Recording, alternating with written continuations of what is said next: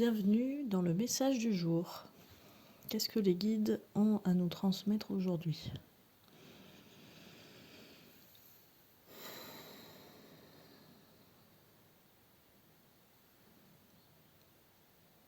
Déjà, ce que je transmets là depuis quelques jours, ce n'est pas quelque chose à suivre absolument au jour le jour. Enfin, je veux dire, ce n'est pas quelque chose que vous êtes obligé d'écouter chaque jour.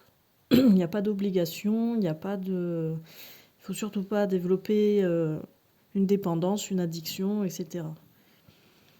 Ce sont des messages qui arrivent chaque jour et si vous êtes attiré par ce message, vous l'écoutez et sinon vous laissez quoi. Il y a pas, c'est pas forcément en écoutant tous les jours les messages que votre vie changera.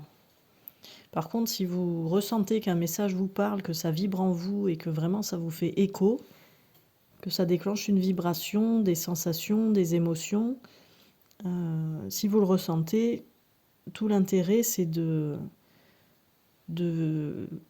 matérialiser ce message. Comme par exemple de faire les exercices, s'il y a un exercice qui est proposé. Mais c'est vraiment comme vous le sentez. Apparemment, ces messages, ils sortent là. Il y en a qui sont peut-être pour qu'une seule personne aujourd'hui. Et d'autres peut-être toucheront plus de monde. Enfin voilà, il n'y a pas à se mettre de pression pour écouter ces messages chaque jour. Bon, ça c'est l'intro, disons. Quel est le message maintenant alors pour aujourd'hui, le 28 février? Oui, c'est ça. Et s'il y en a qui fêtent leur anniversaire, on leur souhaite un joyeux anniversaire. On parle beaucoup là dans tout ce que vous avez entrepris comme travail intérieur, le développement personnel, la connaissance de soi, la reconnexion à soi, tout ça. On parle beaucoup d'ancrage, d'alignement, de connexion à l'âme, au cœur. Tout ça, ce sont des mots en fait et des étiquettes, mais qui parlent tous de la même chose. Il s'agit d'une seule chose en réalité. C'est aimer vivre. Aimer vivre, ça regroupe tous ces points fondamentaux là, qui nous parlent pas forcément des fois. Lâcher prise, suivre son intuition, s'aligner. Parce qu'on aurait tendance à suivre des protocoles ou des exercices ou des choses comme ça pour se trouver aligné, ancré, etc. Alors qu'en fait, chacun de ces états revient à la même chose et peut se faire de manière différente en fonction des individus. Il y a autant de manières de s'aligner, par exemple, que d'individus qui existent sur Terre. Donc ça, c'est peut-être ça aujourd'hui sur quoi il faut se poser. L'alignement, de quelle manière je me sens alignée en fait. Cette ligne, cet alignement, c'est une ligne qu'on peut tracer soi-même. On n'est pas obligé de la faire toute droite, on n'est pas obligé de la faire en courbe, on peut la faire en dents de scie, on peut la faire comme on veut. L'alignement, c'est comme la ligne de la vie finalement. Et cette ligne, on peut la dessiner comme on en a envie. C'est propre à chacun ça.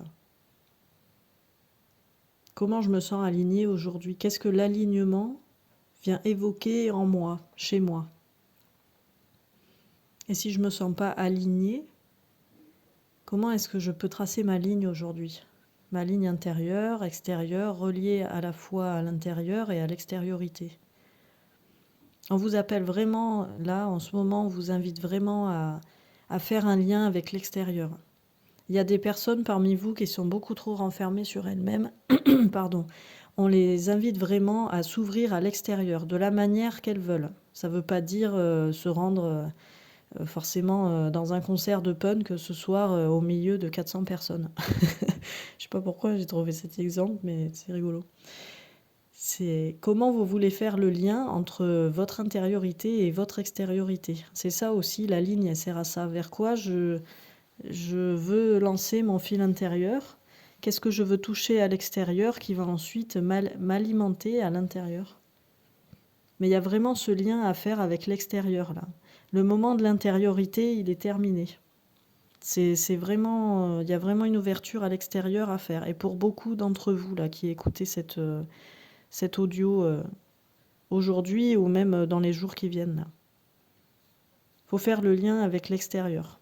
Voilà, c'est vraiment ça qui vous est demandé. Tout est reflet de toute façon, tout est interrelié.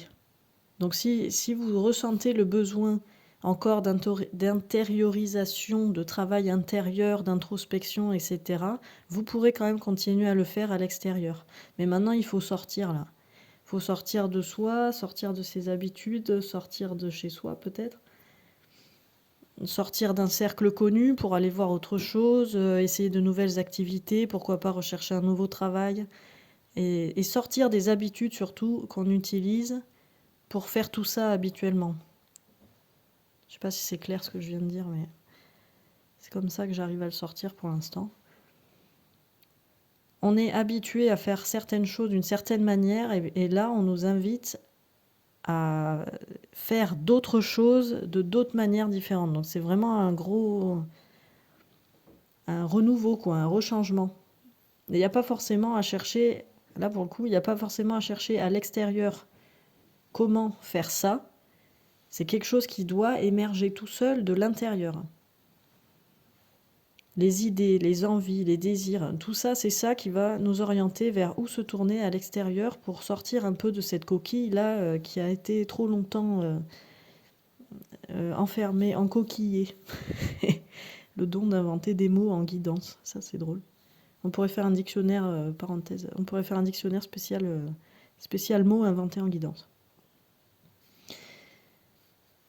Et donc tout ça, en fait, on est invité à le faire. C'est vraiment, cette année-là, apparemment, de ce que j'entends là, c'est vraiment une année de renouveau. Et du coup, on nous invite à faire du renouveau, du nouveau avec du nouveau. C'est vraiment, voilà, un lancer de canne à pêche vers l'inconnu, là, si je veux reprendre la ligne, l'alignement, le fil. Voilà. Vers où on a envie de lancer sa canne à pêche.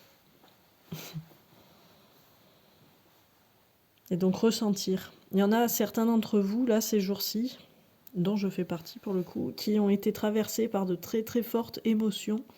Mais même ça, c'était encore différent, c'est pas comme d'habitude.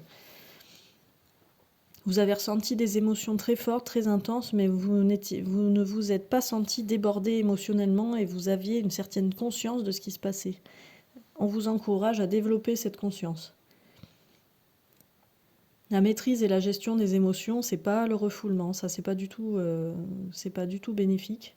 Mais par contre, c'est de développer une conscience sur quelles sont mes pensées, quelles sont mes émotions, qu'est-ce que je vis là présentement et comment j'ai envie d'utiliser tout ça pour faire un pas de plus vers l'avant, potentiellement vers mes rêves, vers mes projets ou simplement vers la vie, une vie simple et agréable. Comment je veux utiliser tout ça? Quand vous traversez des débordements émotionnels, des grosses remontées émotionnelles comme ça, c'est parfaitement OK et c'est normal, il n'y a pas besoin de se triturer le cerveau. Parce que si on a cette conscience que c'est normal, que pour accueillir de nouvelles choses et fonctionner différemment, il faut faire d'abord sortir quelque chose, si on a cette conscience-là, en fait, on laisse faire. On peut faire une autre activité à côté pendant ce temps-là, etc. Et ça passera plus vite, en fait.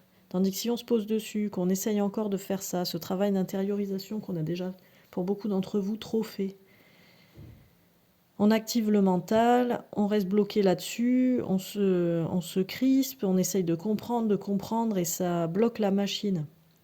Ça bloque l'élan. Donc, quand il se passe ça, avec cette nouvelle conscience, tout l'intérêt aujourd'hui, en tout cas ce qu'on nous invite à faire, c'est de dire « Ok, là, il y a quelque chose qui est en train de se libérer à l'intérieur de moi. Je ne sais pas forcément comment c'est arrivé, pourquoi ça s'est déclenché, mais je laisse, c'est ok. Ça a le droit d'exister. Je laisse faire. En parallèle, je fais quelque chose de plaisant, ou je vais marcher, ou je vais voir du monde. En faisant ça, ce ne sera pas forcément une fuite, en tout cas de ce que je capte là, c'est pas une fuite de faire ça. À partir du moment où on a conscience qu'il y a un processus qui est en train de se jouer en nous et qu'il est dans le seul et unique but de nous libérer pour nous permettre d'avancer et d'aller vers autre chose, quelque chose de nouveau. Et comme c'est nouveau, ben forcément, on n'a pas l'image là, on sait pas.